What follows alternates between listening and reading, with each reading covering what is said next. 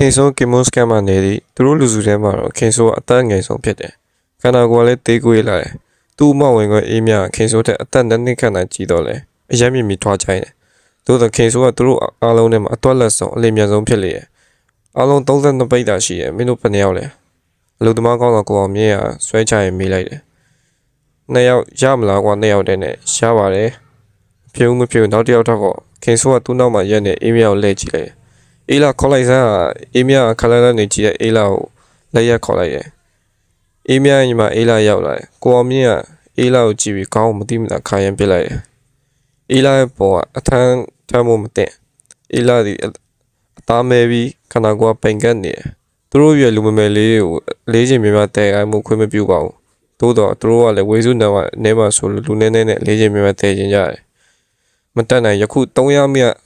တဲမီဆိုတော့တော်သေးရဲ့ခင်ဆိုးကကတားပေါ်မှာတရေအိမ်မြအထုံများတွက်လက်စွာဆွဲချလိုက်တယ်။ပိုင်ရှင်ကသူ့ပစ္စည်းများရေရွက်တွေကိုစောင့်ကြည့်တယ်။သူကလည်းစိတ်ထဲမှလိုက်ပြီးခြေတွက်လိုက်တယ်။တရေအိမ်ကြီး၄အိမ်အဲ့ရလေးတစ်ခုချင်းတချင်းအကိုတို့ကူးချက်ချင်းတက်ပါလား။ခင်ဆိုးကပိုင်ရှင်ခီးတဲ့ကိုမေးရဲ့။သမင်းစားအိမ်မှာတက်မှာကျွန်တော်တို့တက်နေမယ်။ရှင်မြောင်ကြီးနောက်မှာနားမဲ့မလား။ကျွန်တော်တို့စောင့်နေမယ်အကိုတို့ဖယ်သမင်းဆိုင်မှာတင်ပါလေ။ကောင်းမယ်ထင်တဲ့နေရာတွားပါကွာကျွန်တော်မြတ်တလွင်ကစောင့်နေမယ်ကိုလိုက်ခင်တော့တို့ကမင်းတို့လမ်းမှာမေးချင်မိပါဘောမင်းတို့ကဖြစ်စီထမ်းပြီးတဲရမှာပဲခင်ဆိုးကမတီးတီးပြောင်းလိုက်တယ်ကြည်သေးရဘောကိုရဟိုလူကခင်ဆိုးပခုံးပုတ်ကရေးလေအေးကွာမင်းတို့ရောက်ရင်လည်းစောင့်နေပေါ့တို့ကတော့နားနေတယ်ပဲလူကျွေးနေအမျိုးသမီးလည်းပါမင်းတို့နဲ့ကြုံရင်လည်းစောင့်ပါကွာဖော်ရတာပေါ့ဟုတ်ကဲ့ဒီချိန်ရောက်လို့မပြတ်ပါဘူးခင်ဆိုးကတော်လက်စာပြန်မြောက်ပြီးသူ့အဖွဲကိုလဲကြည့်လိုက်တယ်အေးမြနဲ့အေးလာဖြစ်စီအားလုံးထမ်းမိချင်းနေတယ်တင်းထည့်ပြီးလေခင်ဆိုးကချင်းသုံးလုံးအညီများဖြစ်အောင်စားကြည့်ရပြီးတော့ချင်းချင်းကိုဆွေးကနေမှပြီးချင်းမတတ်တာလက်ကိုက်နှုတ်ကိုနှစ်ခုကိုပခုံးမအလိုက်တင်းကြောင်ဆွတ်ချလိုက်တယ်အေးမြနဲ့အေးလာနေလို့ရှိရတော့နဲ့အေးမြထမင်းကိုတော်တော်နဲ့ခါခါပြင်ဝဲလိုက်တယ်ချစ်လက်တမှဖြင့်အချိန်30ခန်းပါတော့ချင်းပခုံးမို့ဆွေးကနေတင်လိုက်တယ်အေးလာခက်ရပဲဘာဘာဖက်နဲ့အမိပြောက်ကိုစီးတော့သူ့ချစ်ပေါ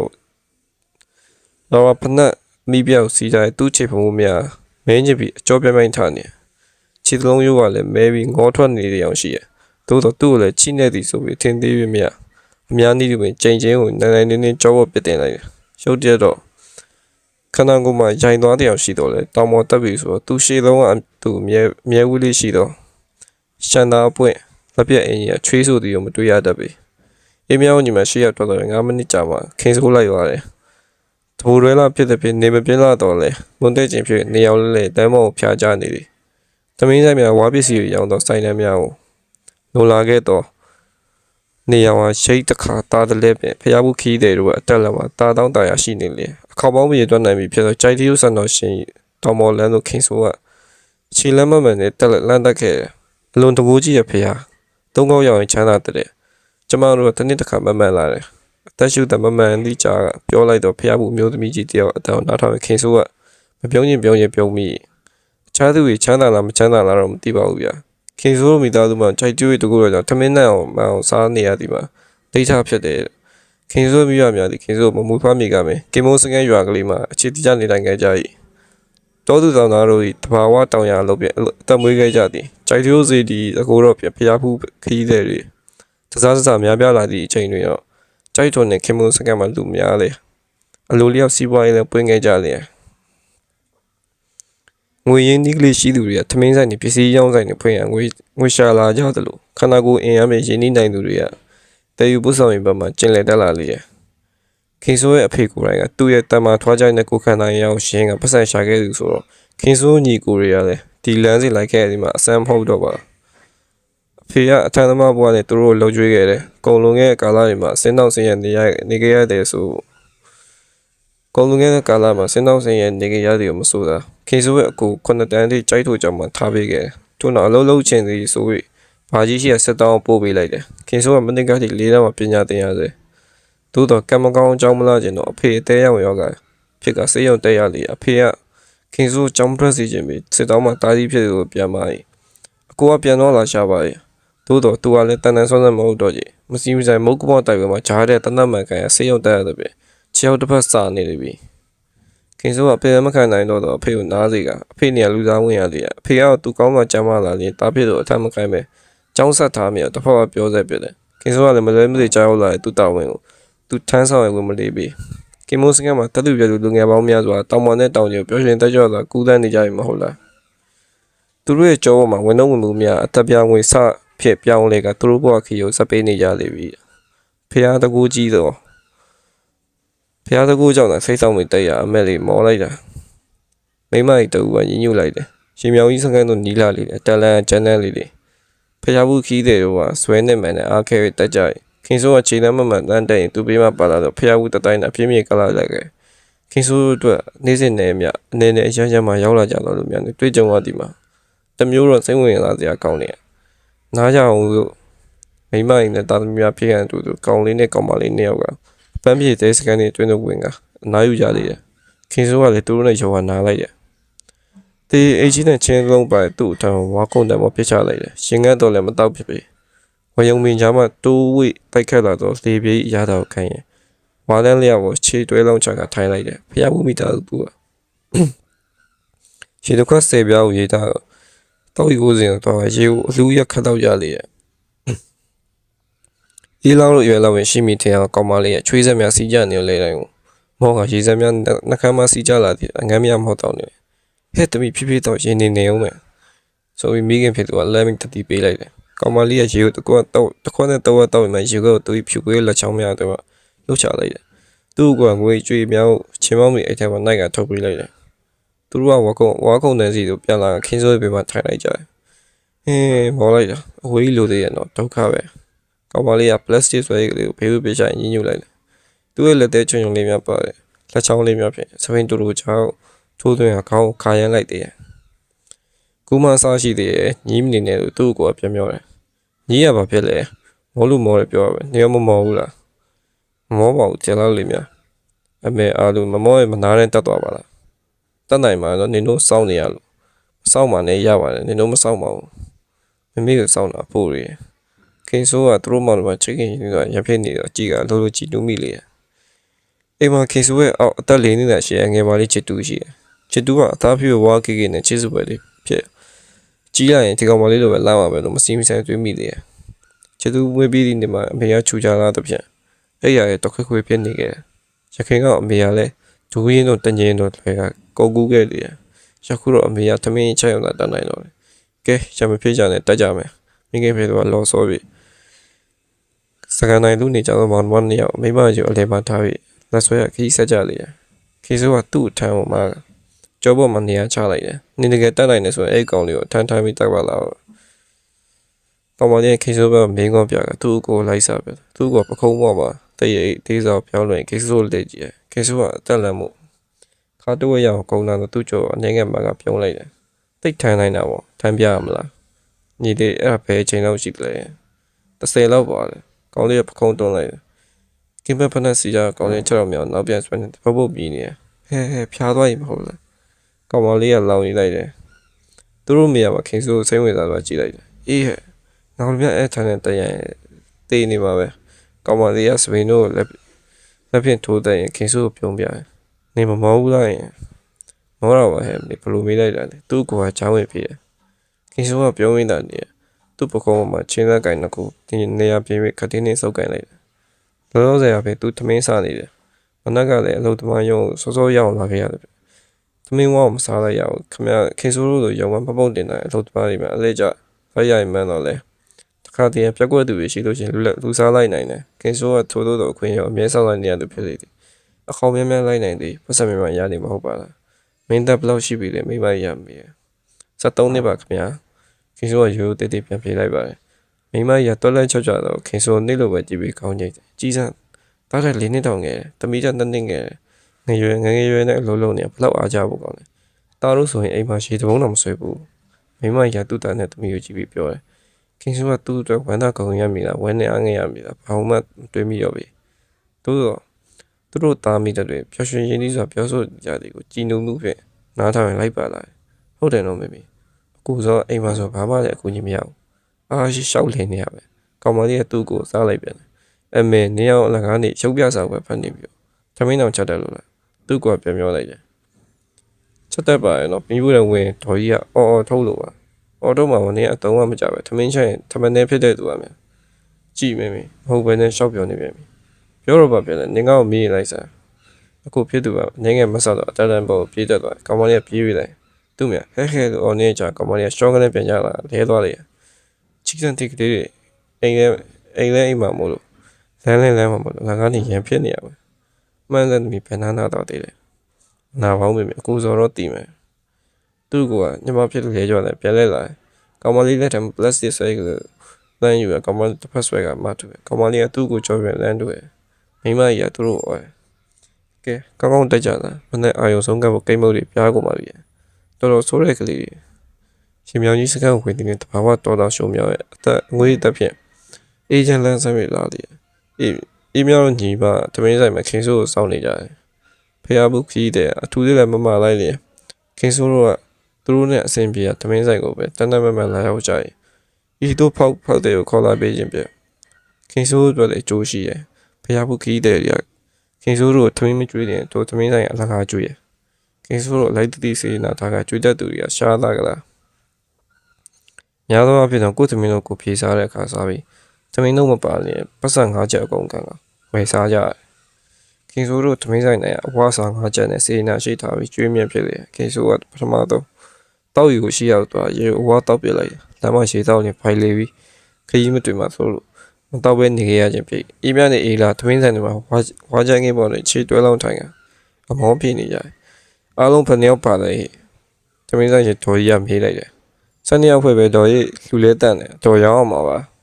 ါတော်ကြီးကလူတန့်ရလောင်မေးတဲ့တဖြင့်ခင်ဆိုးကဥအောင်ဖြေခြင်းဖြစ်တယ်ပတ်စံပေါ်နေလာတော့ဖျားဖို့ဆိုရင်ပိုးပြီးရောင်းမိမှာဟုတ်ပါလားထိုးဖွဲ့မျိုးတမုတ်ဆရာကြီးကတကောက်လိုက်တယ်ဒါပေမဲ့သူတို့ခင်မုန်းစကန်မှာတမင်းစားခဲ့ပြီ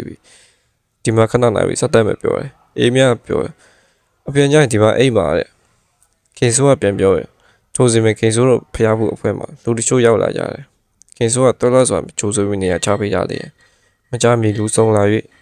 မုံနဲ့အေးမြစက်သားကြော်တွေကိုမစားကြတယ်အေးမြနဲ့အေးလာအမျိုးသမီးများတရေအိမ်များကိုဆွဲကရေချိုးအိတ်တို့လိုက်ပို့ရတယ်ခင်ဆိုးကတော့အမျိုးသားယူဝိုင်းမှာစပယ်တို့လုပ်ပြီးအကိမ်းမောက်စွာစောင်းဆိုင်နေတယ်မကြမီပဲခင်ဆိုးအားလုံးသတိထားမိတယ်ဟေးချာလေးလာပါဦးကမင်းတို့ပဲဖြစ်လို့လဲခင်ဆိုးပါခင်ဗျကောင်းတယ်ကမင်းကတော့မြေပမာနေရတယ်ကျွန်တော်ကင်မုစကန်မှာနေပါတယ်မင်းတက်ဘလောက်လဲ73နှစ်ကြည်သမင်းကို10နှစ်လောက်ပဲရှုံးမဲ့တယ်ကြောင်းမနေဘူးလားကျွန်တော်မနေ့ကထိနေပါတယ်လေးရက်စာမေးပွဲဖြစ်ရင်ထွက်လိုက်ရဟေးဘာဖြစ်လို့လဲကျွန်တော်ဖေကနေမကောင်းတိုင်းကျွန်တော်တန်းတမဝင်လို့ရတယ်ခင်ဗျခင်ဆိုးတော်တော်ကြကြမှုနဲ့ချစ်ရရုပ်ရအချာကလေးများတဲ့မျက်နှာပွင့်လာမြတ်ဖြစ်တယ်ထိုနည်းပါပဲခင်ဆိုးကပတ်စံမကုန်မဲ့စားတော့ရတဲ့အခါလေးရှိတယ်အေးမြနဲ့အေးလာမိန်းကလေးများဖြစ်ပြီးရှက်တဲ့ပြီးတနေရာရောက်နေချောင်းတစ်ချောင်းတော့ကုတ်ပြီးနေထိုင်နေကြတဲ့အများတွေတိုးတော့ခင်ဆိုးကကိုလို့မယုံတဲ့စားစရာရှိနေအားလုံးခေါ်ဝေးများစားတယ်အေးမြနဲ့အေးလာညီမလည်းစကားပြောမိကူကရှက်တာကြောက်တတ်တော့လေအစားတော့ဆိုမိသူမှမကြည့်ရပါခေါင်းမဖော်နဲ့စားပေးကြတယ်ယခုလည်းခင်ဆိုးခြေစရာစသားရောက်ချို့တမုံနေငယ်စီစားခိဒနာယူပြီးခရီးစားဖို့ပညာလေးရခင်ဆိုးကသမင်းစားတော့လေအစားပြေစားရုံနဲ့ကျင်းတကသူ့ချင်းကိုကြောပေါ်လွယ်ပြီးရှေ့ဆုံးမှထွက်ခဲ့တယ်ဆော့ဆော့သူနဲ့သူတက်ခဲ့တော့တာမီ3ယောက်ဖွဲလေတက်သွားနေပြီဖြစ်ရမတွေ့ရအီချန်တိုင်လာတော့ရွှေမြောင်ကြီးရမှာခရီးစားပြီးတက်ခဲ့တောင်ကြဆန်းရုပ်ဒီဝါချမ်းရည်တရှောင်းများမှာတသင်းတသွင်းနေစီးစင်းနေတရွက်ချင်းပုတ်တိုက်တယ်လေတိုးတန်ကြားနေရတယ်တောင်ပေါ်မှာဆင်းလာသူချိုးသည်နက်ရည်ကန်ကိုရေးထားတော့တဘာဝဆန်းရည်တွေဝင်အမောပြရေးတောင်းနေကြလေပြီးရင်ဆန်းရည်တွေနဲ့တို့ငွေကျွေမြောက်ပစ်တဲ့ကခရီးဆက်ပြီးထွက်ခွာသွားကြ၏နိုင်ရကန်ထဲမှာငွေကျွေရမြမြစုမိနေမိကိုခင်ဆိုးကစိတ်တွက်ပင်ရေတွက်ရင်တောင်ပေါ်သို့ဆက်တက်ခဲ့လေသည်ခရီးပန်းကလည်းတာမလူကလည်းကျမ်းမာမှာငွေရလည်းရှိမှာအကြောင်းသုံးပါတိုက်ဆိုင်မှာလာတိုင်းတာတော့လာရခဲ့တယ်ကြုံကြိုက်ခဲ့တယ်တွားတော့လာခိုက်လန်ခီဖြောင်းပြီးတော့အမိုက်တိုက်ကြောက်ခဲ့မတင်ရအောင်လက်ချင်းတက်ဆင်တော့ပါတယ်စီနာရှိလောက်ကုသိုလ်ဌာနပြုခဲ့ကြပါဖြောင်မြူးတာရတော့တက်လက်မော့မှာသမျက်စီးလေးတစ်ချောင်းနဲ့လက်ချင်းတုပ်တင်ငွေကြွေထက်ခွက်လေးမြောက်ထားကုသိုလ်လည်းရဝမ်းလဲဝါလို့ကိုလှုပ်သူတွေကလည်းမရှာဒီလိုဆိုဒီလိုပြတောင်းပေါ်လဲမှာတစားပြေချုံမွေလာတီကတော့အမှန်မြင်ပြတ်တယ်မိုးရင်းကဖျားပွဲပိတ်ရမြမှာတောင်းပေါ်လဲမိုးရအရှင်မြေချမ်းတဲ့မိအနေများလာတယ်ခင်ဆိုးတို့အဖို့တော့ဖျားဖူးများမရှိရခိုင်ပါအနားမနေနိုင်ဘူးတနစ်တာဘက်လုံးအလုံးလုံးမှမိသားစုစာဝင်နေရပြေးလေတယ်မ နေ့ကမိုးရဲမှာအဖေရလဲကျမ်းမာစေရှိသေးတယ်တားဖားနှစ်ယောက်တောင်မုံတက်ကကွန်းလွယ်တယ်တငင်းဝဲတယ်မိုးရဲလေထဲမှာခိုက်ခိုက်တုံအောင်ချမ်းသာတော့လေစုံစုံစားစားသွားရသည်မို့ခင်ဆိုးကပြောတယ်တောင်ပေါ်မှာလဲနေထိုင်လောက်ကင်စားတော့နေသူအချိန်မျိုးရှိသေးတယ်ခင်ဆိုးတို့အတွက်တော့လူတွေကမိမိမျိုးဖွားသေးတာမှာလောက်ကင်စားတော့ရောက်သည်မှာဓမ္မတာဟုတာနားလဲရတော့တယ်မဆောက်လိုက်လေကားတစ်မြောင်ရောက်လာကျောပေါ်မှာချင်းကိုပြင်လွယ်ပြီးကိုမက်ကတလန်းချင်းလန်းတက်ခဲ့လေကားထိပ်မှာဖျားဘူးတတိုင်းနားနေကြတယ်လူရဲလူလက်ဆက်ရောက်ခန့်ကိုတွေ့ရတယ်သူတို့ကြည့်ရတယ်မှာစုစုဝေးပြောပါခင်ဆိုးကပြင်းပြဖော်ကောင်းတော့တွေးပြီးတော့အောင်မိလေဟိဒီမာကြီးသားဒီကောင်လေးအထမ်းနဲ့တက်လာတော့ခြေလမ်းမှတ်မယ်ပဲမင်းတို့သူ့ကိုတော့မိအောင်လိုက်ဖို့ကောင်းတယ်သူတို့ဥစုထဲမှာတယောက်ကခင်ဆိုးလက်ညှိုးထိုးပြပြီးပြောတယ်ရပါတယ်စိမ့်လိုက်သူတို့ဖေကခင်ဆိုးနဲ့ဘေးချင်းရှင်လိုက်လာကြလေသူတို့ပြောစကားအရចောင်းသူចောင်းသားတယောက်ဖြစ်ကြတစုဖြစ်ကြောင်းခင်ဆိုးသိလိုက်ရတယ်သူတို့ကြည့်ရဒီမှာလဲအသက်ပျော်ရွှင်ပွဲကောင်းလာတယ်လွတ်လပ်ပေါ်ပါသူတို့တဘာပါပဲခင်ဆိုးတော့သူ့ကြောပေါ်မှာကိုတော့တတိမထားမိတော့လဲအနောင်ဖွဲ့မကင်းတော့သူ့ဘဝအကြောင်းသူတွေးမိရဲ့ခင်ဆိုးကအိမ်မှာနားနေရသူတွေတိတ်မရှိလောက်ဖះဘူးများစိတ်ကားခြင်းပဲတောင်ပေါ်ဆင်းလိုက်တက်လိုက်နေရအချိန်ကုန်ရတတ်တယ်အိမ်ပြန်ရောက်သည့်ညများပဲသမင်းကိုအဝအစားပြီးခြေပြက်လက်ပြက်အိတ်လိုက်ရသည်မှာအရသာရှိလာတယ်အထန်းကားသမျှပစံကိုအမေးလက်ထဲအပီရနဲ့ခင်ဆိုးကပေါ်ပါလို့လက်သွားကလေးဘွားကိုပြန်ရောက်သွားတတ်လေခင်ဆိုးမှာကစားပေါ်တိတ်မရှိဘူးသူ့လိုတက်သူရဲ့သူတွေကလည်းအထန်းသမားဖြစ်နေသေးရများတယ်မိန်းကလေးတွေကဆိုလျင်လည်းအထန်းသမားများမဟုတ်တော့လေတောင်မောတက်ပြီးဟင်းချက်စရာရောင်းကြတယ်မင်းတို့ဆိုင်ရင်ကြပါပြီလူတကိုလွဲတလုံးနဲ့တက်ကစားထွက်တဲ့အချိန်ကဆိုရင်၄နိုင်နီးပါးရှိနေမြန်မြန်တက်ကြသူတို့ထဲမှာခေါင်းဆောင်ဖြစ်ရသူလူရဲတယောက်ကပြောတယ်မိန်းကလေးတယောက်ခန့်ပါမျက်နှာလေးများမှဲ့သွားတယ်သူတို့ကဖျားပူးရင်လေးလိုက်ခီးထွက်တာထင်ပါရဲ့ခင်ဆိုးကအတွေ့အကြုံဘုဒ္ဓတာရှိရွယ်တွေးမိရဲ့နွေရာသီကျောင်းပရက်တွင်ကျောင်းသူကျောင်းသားတွေအများပြားရောက်လာတတ်ကြတယ်ရုံးသူရုံးသားတွေလည်းစူဝေးပြီးရောက်လာတတ်တယ်တချို့ကကြိုက်တီးုံမှဆင်ပြီးမော်လမြိုင်ဘက်ခီးဆက်တယ်မိုးကြချိန်ဒီမှာလူတွေတစားစပါပါလျားကုန်တာထိုအခါမှခင်ဆိုးကိုလည်းနားရတယ်ဆိုတာလည်းပစ္စည်းထမ်းသမားဘုရားနားရတာဖြစ်တယ်တငင်းသီးသူသီးစားရတွေကိုကြိုက်ထုံမှာတွားရောက်ရတဲ့အလုပ်ကိုတော့ပြောင်းလုပ်ရသေးတယ်ကဲအကြိုင်းနေလို့မရဘူးဆက်တက်ကြမယ်မိန်းကလေးရှေ့ကသွားနေမိန်းကလေး၃ယောက်ကတယောက်မျက်နှာတယောက်ကြည့်ကြအသားညညပိမ့်မိန်းကလေးကသူ့ခြေတလုံးသူနှိမ့်နေလေငါတော့နေတော့နေခဲ့ချင်တော့တာပဲမေသူရဲ့အာတင်းထဲမှာလဲဒီရောက်လာမှတော့ပြန်စင်းလို့ပဲပြက်မလဲရှက်စရာငါလည်းမောတာပဲပြပြနာပြီးတက်ကြတော့ကျောင်းသူမိန်းကလေး၂ယောက်ကတယောက်ကိုတယောက်တွဲပြီးဆက်တက်ကြတယ်တယောက်မှတော့မျက်စိမျက်နှာပြက်ကရိုင်နေနေပြီဒိုစင်အေးမြတော့ညီမသူတို့မိလာတယ်အေးမြကကြောပေါ်မှာချင်းကိုရှင်းငိုက်ကြလာသည်ဒီခါကိုကုန်ပြီးလေကားတစ်တလန်းချင်းတက်လာတယ်အေးလာတော့ပိန်တီတဲ့ဒုက္ခနာကိုနဲ့မလိုက်အောင်မယ်ကိုမရွေအိန္ဒိယတက်လာသူ့ကြည့်ရစီမှာပေါ်ပါရဲ့လွယ်တလုံးကိုကြောပိုးလာလေးနဲ့ဖြစ်တယ်စောစောကကျောင်းသူကောင်မလေး၃ယောက်တယောက်မျက်နှာတယောက်ကြည့်နေကြတယ်ပြီးတော့သူတို့အဖက်ခေါင်းဆောင်ကဘာမှမပြောမိတောင်ပေါ်ဆက်တက်ကြလေမချမီအေးမြောင်းနဲ့ကသူတို့ကြော်တက်သွားလေခင်ဆိုးနောက်မှာကျောင်းသားတတိုင်းနဲ့ကျော်ကဖြည်းဖြည်းမှန်မှန်တက်ခဲ့၏ကျောင်းသားများတောင်ပေါ်တက်ရင်ပတ်ဝန်းကျင်တဘာဝတောတောင်ရီမီအကြောင်းကိုလည်းစမ်းတကြပြောဆိုဆွေးနွေးလာကြလေမိမရောက်ဘူးတော့နေရာမှန်သမျှဒူးဆန်အောင်ပဲဖြစ်တယ်ခင်ဆိုးတို့ဖို့တဘာဝတောတောင်ရီမီအစမ်းမဟုတ်တော့သို့တော့မျိုးကြီးပြကြီးပဲအလားပါခင်ဆိုးတို့အတွက်ဒူးဆန်အောင်စေမျိုးစွန်ရင်ကြိုက်ထိုအထိတာရောက်ပြီးခင်ဆိုးကမနေ့ကရန်ကုန်တစ်ခေါက်အော်လဲလိုက်သွားခဲ့ဟီနိုမောင်နဲ့ဦးလာဖေနဲ့အတီအကျွမ်းဖြစ်ကဦးလာဖေကခေါ်ရီလိုက်သွားခြင်းဖြစ်တယ်ရန်ကုန်ရောက်တော့ဦးလာဖေနေရမြောက်ကလာပါမှာသွားတဲရတယ်နောက်တနေ့ကားပြန်ထွက်တော့ကင်မိုးစကန်ကိုပြန်ရောက်လာရန်ကုန်ဆိုတာဘာမှမသိလိုက်ရအောင်မြို့ရင်းမှာတိုက်ကြီးရမြေမားလာပုံနဲ့နေရာတကလူတွေပြည့်နေတာဖျားပွဲတည်းမြစီကားနေအောင်ပဲတွေ့လိုက်ရတယ်ရွှေတုံဖျားကိုကားပေါ်မှာဖူးလိုက်ရတယ်နောက်တစ်ခါမှအေးဆေးလိုက်ပို့မယ်ကွာဦးလာဖေကနှစ်သိမ့်လေးရခင်ဆိုးမင်းကူမတယောက်သေးလားဒီတကနေလိုက်လားစောင်းပုခတ်ထန်းတော့ဦးညိုနဲ့ကိုပါမြိုင်တို့အတွက်ခင်ဆိုးနောက်ရောက်လာတယ်မြခင်ဆိုးကလမ်းမေးကိုဖယ်ရှားပေးလိုက်တယ်ညွတ်ပဲဖြစ်နေတော့စောင်းပုကအတွင်းမှာလူကိုမမြင်ရရှင်းတော့လုံအောင်ပိတ်ထားသည်ဖျားဘူးရှင်ရှာလုံးတော့လေအပေါ်ရအောင်မတက်နိုင်သူတွေမှာပကန်းထန်းသမားကိုအားကိုးရရှာရဲ့အထန်းသမားတွေကလည်းသူတို့ဝမ်းစာဆိုသူတို့ထို့တော်လူမျိုးတွေအားကိုးရတယ်တခါကျရင်တော့လေအတော်ရည်ဝဲကောင်းတဲ့အဖြစ်မျိုးကိုကြုံရတယ်ဖျားဘူးအုပ်စုတစ်ခုမှာတက်ကြီးရွယ်တယောက်ပါလာပြီဆိုလေအထန်းသမားရဲ့ဝိုင်းလာရပြီသူကသူတက်နိုင်မှဆိုတော့အေးစစ်စစ်မတက်ရဘေးမှာကတ်လိုက်သွားကြသည်စမ်လိုက်နိုင်တော့တဲ့အခါမှာ900မှာပဲဟူသည့်ရှိရွယ်ချက်ပဲတခါကျရင်တော့လေသူတို့ထင်တယ်လို့ပဲစမ်တက်နိုင်တော့လန်တော့မှာအထန်း900ကြီးတချို့ဇွဲကောင်းတော့အဖိုးကြီးအမေကြီးတွေက ထန်းသမားကိုလက်မကြည့်ပဲဇွဲဖြင့်ရောက်အောင်တက်တယ်ထို့အခါထန်းသမားတွေမှာတောင်းမောတလို့တစ်ခေါက်တက်ရခြင်းအဖက်တင်ပြန်ဆင်းလာရရောခင်စိုးကចောင်းသားအုပ်စုနဲ့အတူခိတ္တနာရီမနက်ကအိယာမှာစောထားပြီးသမင်းရတယ်ဝါအောင်မစားခဲ့ရတယ်ပဲအားသိမရှိနားကိုစရာစကမ်းမရှိအကျော်တဲမှအကျော်တွေကိုចောင်းသားရဲ့ဝယ်စားအများခင်စိုးတေးကြကြတယ်ခင်စိုးတွင်ပတ်စံပါမလားပဲအပေါ်ရောက်မှအချမ်းကရှင်ပြီးပတ်စံကို3ယောက်ဝယ်ယူရတယ်အချိန်30ကို25ကျပ်ဆိုတော့ငွေ80လောက်ရှိမယ်3ယောက်ခွဲယူရင်ငွေ80လောက်ပဲရမယ်တောင်ပေါ်ရောက်လို့ရှင်သမင်းဝယ်စားရအောင်ပဲចောင်းသားတွေအေးစစ်စစ်နိုင်ရင်အကျော်စားနေတယ်ခင်စိုးတယောက်ဆက်တက်ဖို့ပြင်ရတယ်ចောင်းသူ3ယောက်နဲ့တယောက်ကမူးနေတယ်ပြင်နာနဲ့ပေးနေသည်ကိုတွေ့ရတယ်သူတို့တော်တော်နဲ့ခီးဆက်နိုင်အောင်မဟုတ်ဘူးခင်စိုးကချင်းကိုကြောပေါ်လို့ရခြေကန်၍တက်ခဲ့လမ်းကပြည့်တော်လဲကြောက်ခဲသိမ်းများရှိနေပြီချော်ကြခြင်းနဲ့ရာဘာဖနက်ကပါသမီခြေကုပ်ရသည်များမလွယ်ထိုစဉ်ကလေးတယောက်ကိုချင်းနေထည့်ပြီးလှမ်းလာတော့ချစ်ဆွေကသူ့ကိုမိလာတယ်ချစ်ဆွေသူထမ်းလာတဲ့ကလေးပျော်ရွှင်စေတဲ့တချင်းတွေခိခိပြီးဆိုလာတယ်ချင်းတဲ့ကလေးကလည်းသဘောကျတခိခိနဲ့ရှိနေလေဟိတ်ကလေးမင်းတီချင်းနဲ့လိုက်ရမကြောက်ဘူးလားကွာမလိုက်ချင်ကိုအောက်ချပေးရမယ်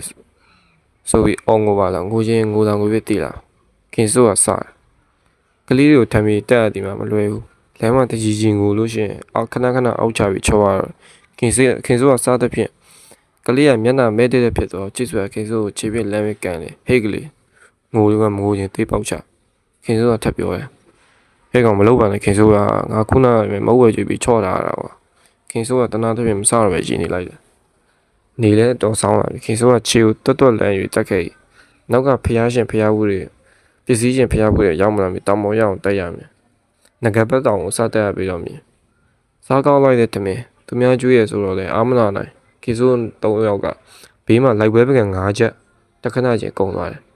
သူတို့ငါဒီခီးတယ်သူတို့ကပတ်စံပေးတဲ့ဆိုင်ရှင်ကလည်းတက်ညာတဲ့အနေနဲ့တယောက်9ချက်ပဲယူလိုက်တယ်လိုက်ပွဲတွေအတွက်ပို့မိဘူးသို့မဟုတ်ရင်လည်းအားနာစရာကောင်းလာပြီအေးလာဒီပိန်တော့လည်းသူစားနိုင်တော့ငဖယ်ငဆုပ်မာကြီးကြီး3လုံးခန့်ကိုဟင်းရထက်လောက်မင်းငပိရတိုးစရာနဲ့သမင်း3ကန်ကောင်စားပြတယ်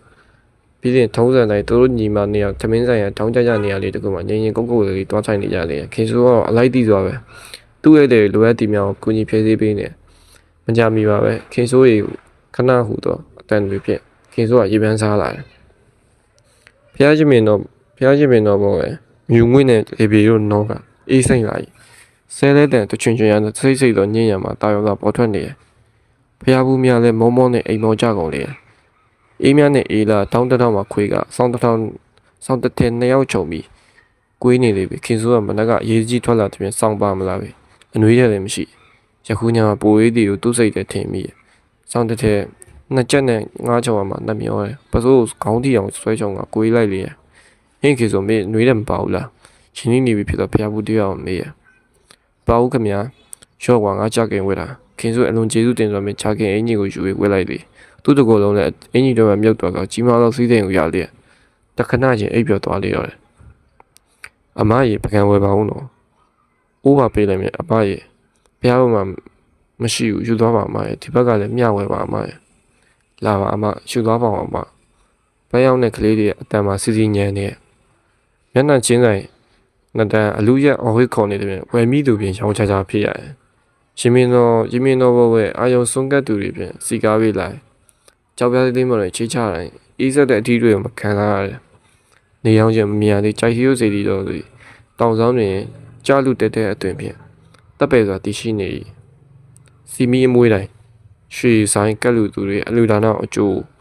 မြော်ကိုးစုတောင်းတန်တွေရွှက်တန်တွေညံဝေရနေတယ်ညမ်းစင်တာတော့စီဒီယန်ထက်မှသူတော်စင်တအူးကပန်းရထားပြပို့ဆောင်ပေးလိုက်တော့ရွှေဆိုင်ကျဲလေခေါင်းလောင်စသည်တွေကိုကန်းလင့်စီးကြိုပြီးယူနေလေရှင်မင်းတော်မောပဲအမွေးနှံတာတော့ဖြင့်ထုံသိမ်းပြီးမုံချိုးခြင်းတည်တည်စတော့စွန်ဘောစင်များသည်ပြည့်ရှံ၍နေလေသည်ရောင်းတော့ရောက်ခဲ့လာတော့တကူကြီးဖျားကိုဖူး၍မှတော့စိတ်တော့ပြန်အဖက်မှန်ထထရှစ်ကိုဦးချနေသူကိုကြည့်ရသည်မှာကြည်နူရရသည်ပဲခင်စိုးသည်တောင်းတောင်းမှထိုင်၍သူ့ရဲ့တဲ့လူစုကိုစောင်းတိုင်းနေလေသည်သူတို့ဖျားဝတ်ပြုပြီးလေဟိုနားတီနာလဲကြအောင်မှာနေထွက်လာလို့အမတ်တရားတပ်ပုံရိုက်ကြမည်ထိုအခါခင်စိုးသည်သူနှင့်ဆက်သွယ်ပြူလာသောတပ်ပုံဆရာကိုညံမြင့်တံပို့ပေးရန်စိတ်ကူးထားလေသည်ဖျားဘူးချို့သည်ဖျားဝတ်ပြုပြီးဖြစ်၍ စွန့်တော်ပကံများကိုတင်းဆဲစွန့်ပြရန်ပြင်ဆင်ကြ၏ဘုရားတစ်စောင်းတွင်ဝေနေရတတ္တဝအပေါင်းအတွက်အမြဝေတန်သည်ပြန့်လွင့်လာ၏တာရုသုံးညခေါ်တဲ့ဇက်တိုက်ပါလာလေသည်ဝေသောသောရွှေနှန်းကျင်တနခါလုံးတွင်ဝါလဲဝါအသားလေးညက်တယ်တင်းတိတ်ဝချံပြောက်တယ်မိဖုရားရွှေနှန်းကျင်လက်ဆွဲတနခါဆက်စီလေတနခါလုံးစိတ်မျက်စုံတောင်စိတ်စီစားသည်မြကြောက်သည့်ကြိုက်တီရွတ်အတွက်စေဝါပစ္စည်းများအဟိရောင်းချနေသူရတယ်ဖျားဖူးတွေရှားပါကိုက်မှုအုံရတော်အဟိနေကြလေခင်ဆိုးကြီးအဲ့တဲ့တွေကိုကြီးကန်းပါဇက်ရှိရလိုက်ဖို့ကြောက်တုံးနှစ်ခုကြာငွေကြေးအလိထံပြူကဖြစ်တဲ့နေသည်ကိုငေးကြည့်ပြီးနှမျောသည့်စိတ်ကိုငရဲကြီးမိဆို၍စူးစမ်းဖြစ်ပြောင်းနေရ၏အဲ့တဲ့တွေကိုသူကမြဥဆောင်ကမုံဆိုးတောင်စိတ်သည်ကိုခေါ်သွားသည့်ကြောက်ပြားတစ်ချက်သုံးချက်နှုံပြဌာနပြုကြသည်အလူကန်သူကကြောက်ပြားတစ်ချက်ပေးလိုက်ရလူရန်သူကကိုယ်တိုင်ကိုချက်ဖျားချင်မှတွားထောင်လာလိုက်သည်တောင်းမောက်ထွက်ပြလာသောနေအောင်ကြီးတစားစားမြင့်တက်လာသည်မြေခွေးပါလျကုန်သည်ဖျားဘူးများသည်ကြိုက်တရုပ်စီတီတော်၏ရွှေရောင်ဝင်ပေါက်နေအောင်ကြီးအောက်မှတပ်ပေစွာဖူးမြင်ရခင်ဆိုးကဝတ်တရားမပြတ်စည်းရောဦးချတယ်ခင်ဆိုးက၄ရက်တစ်ချိန်တောင်ပေါ်ကိုရောက်တဲ့ဖျားကိုမမှန်ဝေပြုလေဤဖျား၏တကူတော်ကြောင့်သူတို့ရဲ့ပြစ္ဆုတ်ပံပေါ်ကဖူလုံပြေးဝနေရမည်မဟုတ်ပါလားရတိတောင်ကိုဖူးခြင်းတလားခမောက်တောင်လှည့်ကြည့်မလားတခါဘူးမှတတ်မဲ့ရဲ့ဖျားဆုံးဖူးခြင်းငါမူမမြောင်းတက်လက်ဖြင့်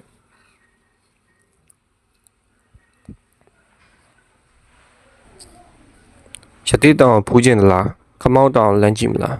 တခါဘူးမှတတ်မဲ့ရဲ့ဖျားဆုံးဖူးခြင်းငါမူမမြောင်းတက်လက်နဲ့ပတ်သက်ရှာသူကအော်ဝေးခေါ်လေဖျားဘူးများမှန်ပြောင်းလူရဲ့ငါဝေးလံတော့တောင်ကျွဲတောင်များမှဖျားများလမ်း၍ဖူးမြင်ရဖူးမြော်ကြရဲ့ရင်မင်းတော်မှသမင်းဆိုင်တဲ့များစီကိုပြန်ဆင်းလာခြင်းပဲခင်ဆိုးရဲ့ဝမ်းမိုက်မှလည်းစာလောင်စားပြုတ်လာတယ်ခင်ဆိုးကသူ့အတွက်ရထားတော့ငွေစိတ်ကိုတပြားမှမပုံးစင်ရဘာမှဝယ်မစားပဲမနက်ကမျက်နှာပင်အစင်အောင်တိတ်လိုက်ရရေတစ်ခွက်25ပြောင်းနှမျောလာတော့ကြောင့်ဖြစ်တယ်သူများတိတ်ပြီးသားရေကြံပြင်းတာတိတ်လိုက်တယ်ဖျားဘူးများသမင်းစားတော့ကခင်ဆိုးကထုံးစံတိုင်းလိုအပ်တဲ့ဟင်းတရားများကိုဖြည့်ဆည်းပြီးဘေးမှဆောင်းလိုက်နေတယ်မင်းတို့စားပါလားမစားသေးပါဘူးခင်ဗျခင်ဆိုးကတတွေးကြိတ်ရွေမျိုးရင်ပြန်ပြောလိုက်တယ်လက်ထဲမှာပတ်ဆိုင်ရထားပြီးတော့တစ်ဖက်သားကြီးကြီးပြပြကျွေးပါတော့မလားဘူးသူပူနေတယ်ချက်ချင်းသမင်းမစားမျိုးစိတ်ကမရဲအိမ်မြောင်ညီမလည်းဗိုက်လေးရှက်ကငြိမ်နေကြတယ်အားလုံးစားတော့ပြီးတော့ကဟင်းတွေတော်များများကြံနေသေးတယ်တွေ့ရလေဟေးအိမ်မြောင်လာကြခင်ဆိုးခေါင်းနဲ့မစုံသေးအိမ်မြောင်ညီမနဲ့ဆွေကနေရောက်လာတယ်သမင်းဆိုင်ရှင်ရှင်နဲ့ဆင်ပကံတွေကိုတွက်လက်စွာတဲကူသိမ်းပြီးတော့သမင်းလိုက်ပဲမှာက3ယောက်တာအားပါလျက်ထိုင်စားကြလေဒီကလေးတွေအတွက်ယူလိုက်ပါသမင်းမိုးရှင်းသူကခင်ဆိုးတို့လက်ညှိုးထိုးပြထိုးသူကတမန်တော်လုံးပြုသမျှကုသိုလ်တို့၌သူတို့သမင်းရွေးသောကုသိုလ်သည်အထူးမြတ်ဆုံးဖြစ်မြင်ခင်ဆိုးကလူကဆွဲ၍တွေးလိုက်လေနေတော့မှပစ္စည်းအများသားပဲသူလည်းမျှပေးပါဟဲ့ခင်ဆိုးတောင်အောင်ပြန်ဆင်းရင်ပြင်ဆင်နေချိန်ပဲငွေမောင်းတို့မောင်တို့မှရောက်လာတယ်ခင်ဆိုးပစ္စည်းတွေကိုကြည့်ပြီးပြောလိုက်တခါတည်းခီးတွေကအတက်တွင်လာထမ်းကားပြီးအစင်းတွေငားနေမရှိရပြီဘာလဲနင်တို့အစင်းအတွက်ပစ္စည်းမရတော့ဘူးလားမရလေလက်ချီစင်မောဟာတို့တော့ကန်ကောင်းလို့ရတာခင်ဆိုးကတရေအိတ်များကိုချင်းနေတဲ့ပြောလိုက်တယ်ငါတို့တက်မှလည်းပါမလာတာတို့လည်းမှမကြသေးပဲဖျားဘူးတွေကပစ္စည်းတွေသူတို့ဘာသာတဲအစင်းကြိုင်တော့ခြေကိုလည်းမကြောက်လို့တဲနိုင်မှာမဟုတ်ဘူးငားမယ်ဆိုရင်လည်းလိုက်လာတာကွာခုတော့ဘယ်ချင်းကပြင်ဆင်သွားမယ်တော့မသိလိုက်ဘူးသူကစောင်းထဲမှာအိတ်တာခေဆိုးကမရီချင်တော့လည်းရီမိလိုက်တယ်ဇရားစိတ်ဒီခီးတယ်ရောင်ငွေမောင်းတို့မောင်းတို့မှာတောင်မောတစ်ခေါက်တလို့တက်လိုက်ရလေမင်းတို့သမင်းမှငတ်တာအောင်မနေ့ကသမင်းတော့ပါလာတယ်ဒီလိုဆိုလဲတချင်းမြယူပါခေဆိုးကဘွားတူရင်ထောင်ထားညတာတော့ပြင်ခွဲဝေပေးလိုက်တယ်တနည်းအားဖြင့်လည်းကောင်းတော့တကယ်တော့မနေ့ကတဲလာတဲ့အလေးချိန်မှာသူတို့တွေပေါ်သေးသေးမဟုတ်ယခုအစင်းမှာသူတို့3ယောက်ချင်းနေချင်းကိုတလဲစီထမ်းကြတယ်တတ်တာစီမယ်အေးမြနဲ့အေးလာချင်းနေချင်းကိုကြောဖို့တင်ပြီးခင်ဆိုးကအေးလာချင်းထဲမှာတရေအကြီးတဲကိုနှုတ်ယူထားလိုက်ကသူ့ပခုံးနှစ်ဖက်မှာတိုင်းပြီးထမ်းလိုက်တယ်ငွေမောင်းလို့မှလည်းချင်းငွေမောင်းကထမ်းပြီးတရေတလုံးကိုသူ့ညမလွယ်မင်းတို့ရေမြောင်ကြီးမှာစောင်းတော့ပြီးတော့ပစ္စည်းတွေလည်းခယူဆိုင်အောင်တရေအိတ်တွေကတော့မပါဘူးစိတ်ကြပါကွာခင်ဆိုးတို့လိုအလုပ်သမားရုံးမှာမပုံနေတာတော့အထမ်းသမားတွေပစ္စည်းပြောင်းရှာမရှိတဲ့အမခံရတယ်ပျောက်လေရောရပြီခင်ဆိုးကလည်းအပြောင်းရှာလုံးဝမရှိအောင်ခူးဆိုင်ရတယ်အကယ်၍ရောရမီဆိုနေနဲ့90ရဲ့ပစ္စည်းကို100တန်ဟုပြောပါမခတ်ပါလားကြိုက်တီကိုပြန်လက်ဆောင်လေးအတက်ကြီးမှာပင်မနှွဲနေမှုပြင်မလုံရှားနိုင်ခဲ့တော့ဖျားဘူးတော့အစင်းလမ်းမှာရွှေလန်းအားရတော့အသွင်များဖြင့်ပျော်ရွှင်ကြည်နူးစွာဝင်နိုင်ချမ်းနိုင်ကြတယ်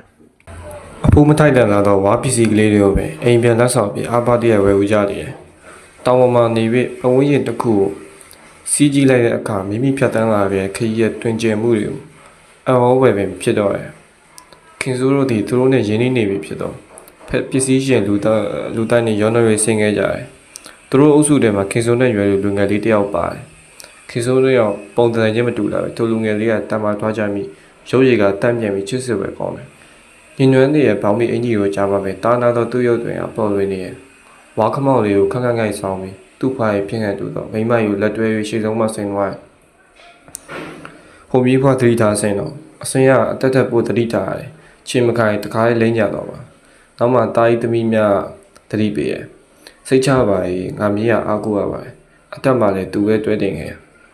ငါမြေးကိုဖုံးကြီးလို့အသက်ရှင်အောင်ပဲဖွားကြီးကလမ်းပြောရဲ့ပြီးတော့တတ်တော်များကျမ်းမာကြပါစေချမ်းသာကြပါစေစသည်ဖြင့်နောက်မှတစ်ဖက်ဖွားယူရင်ဆင်းသွားလေခင်စိုးကအဖွားကြီးကိုမြေးဖွားကိုကြည့်ပြီးသူ့အမေကိုတတိရတယ်သူ့အမေကအတမ်းကြီးသေးတော့လေအဖွားကြီးကိုတယောက်လိုပဲအရွယ်ကျဆင်းနေရရှိအမေကကင်မွန်စကန်မှာတာနေရောလေခင်စိုးတို့မွေးမှာကြိုက်သေးစီတော့တက်ရောက်ဖူးမြောက်တီကိုတခါမှမတွေ့ခဲ့နိုင်ငံရောက်ဘူးတီဦးသာပြောတဲ့ကြားတယ်အမေတို့ငငယ်ကခီးလမ်းမလည်းမတားသေးလူတွေကလည်းမစီကားသေးဈေးဆိုင်နေရတယ်ရခုတော့မရှိသေးတခါတည်းရတောကောင်များဝင်ပဲတွေ့ရတယ်ခင်စိုးကတောင်ပေါ်မကြာခဏရောက်ဘူးတော့လေတောရိုင်းတိရစ္ဆာန်တစ်ခေါက်ကလေးကိုတခါမှရင်ဆိုင်မတွေ့ဘူးပဲဘိုးတော်ပိတ်ရများမှာအဖေနဲ့ကိုးဝယ်တပူးတော့လေဓမြနဲ့ရင်ဆိုင်မတွေ့ဘူးပဲခင်စိုးကမတွေ့မကြုံဘူးသေးဘူးလေတွေ့တော့ကြောက်အောင်ခြင်းမရှိသူဒီတတိအရာမှာတော့အဖေကိုမြည်အဖေကကျမ်းမာစဉ်ကားဆိုရင်တင်မြန်ဖြတ်လိုက်တဲ့ယောက်ျားကြီးတရားမဟုတ်ပါလားဖျားဖို့ခီးတယ်များရွှေနှင်းကျကြောက်ရုပ်ရှိမှာရနာကြ၏တနာစရာမိမငယ်တဝဲစကြောင်းပြန်ပြောင်းပြောဆိုကြတယ်ခင်စိုးငငယ်ရတယ်ရွှေနှန်းကျင်အကြောင်းထက်ကြဘူးလေတိုးတော့အမေတို့ပြောတဲ့တပြားလေးကရွှေနှန်းကျင်စက်နဲ့ယနေ့စောက်တွေထဲမှာတွေ့ရရွှေနှန်းကျင်စက်ကတော့မတူလားဘူးဖရင်ကြီးကမျက်နှိုးကြီးကောက်ဥတော်မျိုးရွှေနှန်းကျင်ဟုံးနှန်းကြီးကမပူဇော်မိတဲ့ဖြင့်ကြားနဲ့တိုက်တက်ခံရတယ်လို့ဆိုရယ်ခင်စိုးကကိပညာတတ်မဟုတ်တော့လူငယ်ပြီးတောကောင်ကောင်ကဒီရက်မှာကြားရှိတယ်အောင်မဆန်းမတွေ့ရတိုးတော့ခင်စိုးကဂျိုက်တီယိုစီတေထားပုံတော့အမှန်မြင်အောင်လေးဒီဖျားကိုကဘာလက်ကြီးတယ်မြင်တိတ်အောင်မယ်ခရီးသမန်တွေကလုံးနိုင်ကောင်းပါပဲသူတို့အဖွဲ့ထဲမှာတယောက်ကပြောတယ်ခုအင်ဂျင်နီယာရဲ့တိုင်းတာတွက်ချက်ပြီးရေမြောင်ကြီးအတီကားလမ်းဖောက်ဖို့လမ်းတစ်လျှောက်လျှက်စစ်မီတွေဆင်ဖို့စူးစမ်းနေပြီဆိုပဲခြားတယောက်ကပြောတယ်ခင်စိုးကသူတို့စကားကိုနားထောင်ရင်ခင်မီရောသူတို့ယူဆိုင်နောက်ပြန်ဆွဲခြင်းလို့ဖြစ်သွားလိမ့်ကြိုက်တီဦးလမ်းကြီးကတိတ်ပြီးခင်မီတိုးတက်သွားရင်ငါတို့ရဲ့လှုပ်ရှားစရာမရှိတော့ပါမလားအနာဂတ်တော့စိုးရိမ်ပူပန်သွားမိတယ်မကြည့်ရင်ညီမလိုက်တဲ့ခင်းကြီးတွေပါရော့